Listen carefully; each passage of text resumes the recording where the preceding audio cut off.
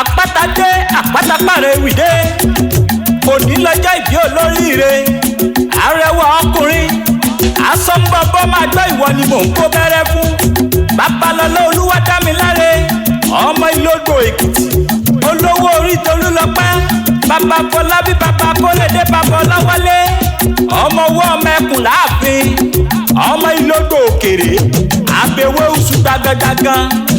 Ọmọ ní kó oṣù méjì tọrẹ kọ̀tọ̀tọ̀ nìyàn. Ọmọ onílù Òfẹ́ ó tú ọmọ ajúwájúwá àlẹ̀kẹ̀. Ọmọ ìdìṣàmójúwá pànàdà. Ọmọ ẹlẹ́ni àtẹ́ ìka ẹlẹ́ni ẹ̀wẹ́lẹ́. Ìdìṣà òkìrì di ìsálẹ̀ ilé lẹ́rú ọwọ́ ti múná roko. Ọmọ olóbì ọ̀wọ́wọ́ ti rí wọ́, ọmọ olóbì ọ̀wọ́wọ́ ti rí wọ̀. Obì tó fẹ́ tẹni awọ̀ sápò ẹni, èyí tí ò fẹ́ tẹni a ti wọ̀ sínú gbókẹ́rin burúkú lè rómú jẹ. Ọlọ́jọ́ ìbí ó sọdún èyí wàá ṣàmọ́dún lágbára lọ́wọ́ Ọlọ́run ọba.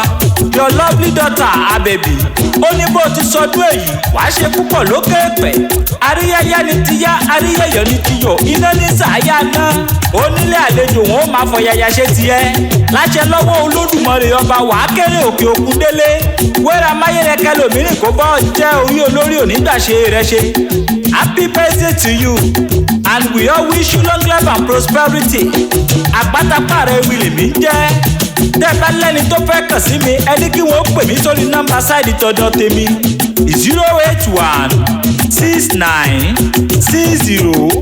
08169602775.